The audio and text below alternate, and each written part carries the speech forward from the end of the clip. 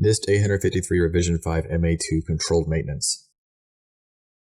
This requirement outlines how maintenance is scheduled, performed, verified, and monitored. It also requires determining how other NIST controls may have been impacted by the maintenance that was accomplished. Controlling maintenance is an integral part of an overall configuration and patch management system. Identifying when a system can be brought down for maintenance or when it can be performed at all is an exercise that most organizations already do.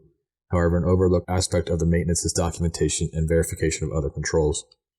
After performing maintenance, there should be a procedure to verify that the issue was resolved and that it did not impact other areas of the organization's network unknowingly. An operations and system check should be performed across any systems that would interact with the system that had the maintenance performed on it. Finally, after the maintenance and checks are done, a log should be completed of what was fixed or patched in all of the systems that were checked. This helps isolate any future issues that may arise from unforeseen interactions between systems.